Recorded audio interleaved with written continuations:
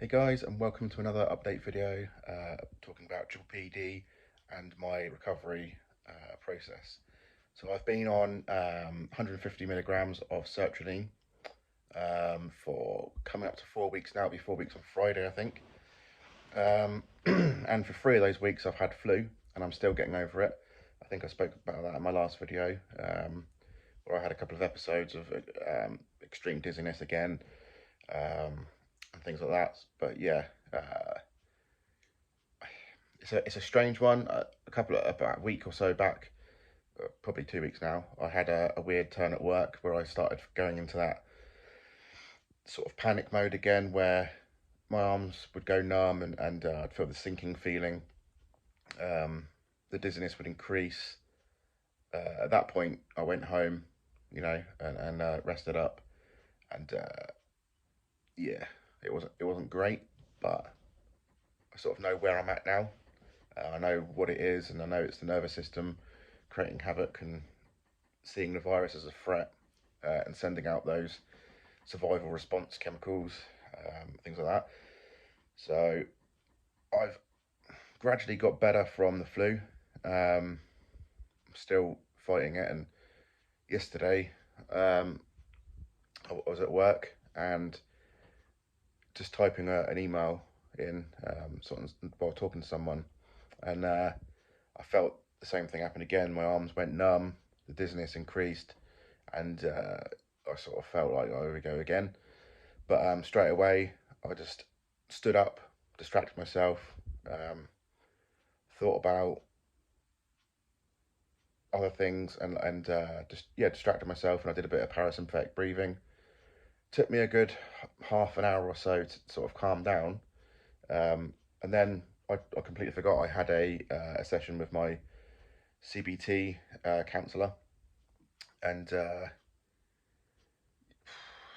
yeah, it was probably came at the right time, because whilst I was at work, I just went into a conference room and just had my meeting there and sort of told her how I feel, and things that are on my mind. And this leads me to something I feel is quite important with the recovery process. And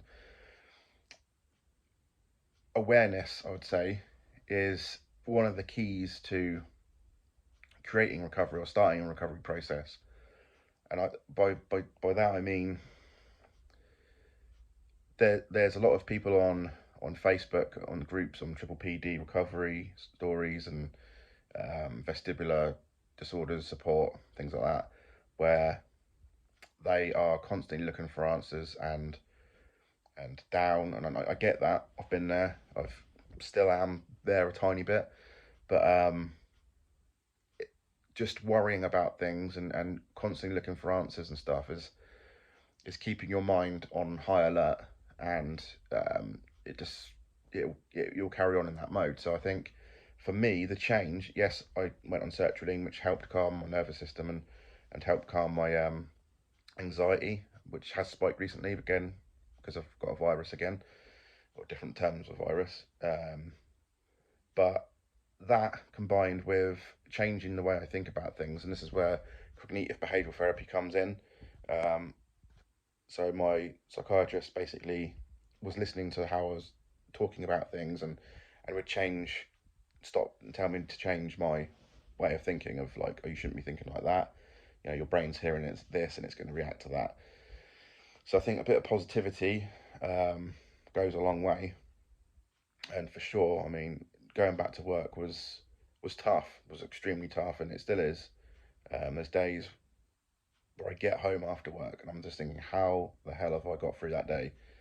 But you got to keep chugging along and just keep trying and not giving up. So, and I feel that the weeks leading up to I'd got flu, I think I was definitely at 75% recovery wise, and there was a point that I was thinking, okay, maybe I'll come back full time from February, and annoyingly, I got sick, so that's still my system, and I know that I've got to get rid of that. It's going to be a bumpy ride, but in a week or two or maybe three, I could be feeling a lot better, and I'll be back up to that point where I was before I got sick, and the recovery process can continue. Um, so yeah, I've spoke to quite a few of you that have commented, and just keep the comments and questions coming in, and I'll try my best to answer them or help where I can.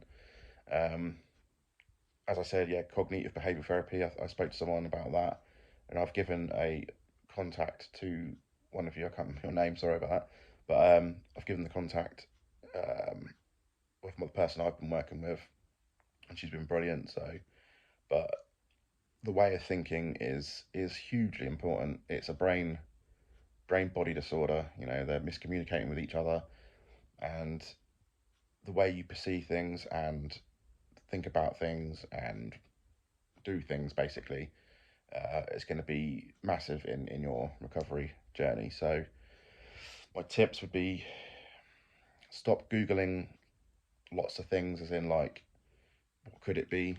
Stop the worry and just go, no, I'm not going to have this. I'm going to stick to my guns, and I'm going to fight back and go out for walks, put yourselves in positions safely at first. If you're extremely dizzy, obviously go with people, go for walks, and do things. It's called exposure therapy. So like you're put in these positions where you would normally overreact, and your symptoms would spike. But do it in a calm manner. Calm yourself down with breathing. Just take your time, de-stress, and yeah, hopefully in a better place. So but that's my pointer for this week. Annoyingly, yep, I'm not in a fantastic place. Still trying to get rid of this virusy thing, but gradually getting there, and hopefully by the time my next video pops up, hopefully I'll be in a better place. But I took a few days off when I was at my worst, recovered enough, went back to work, and yes, it's a struggle again, but I've been there before and I got through it, and I'll be doing that again. So and that's what this is all about. So take it easy, guys, and any questions, pop them below, and I'll see you in the next video. But take care of yourself, and just go for it. All right, see you later. Cheers.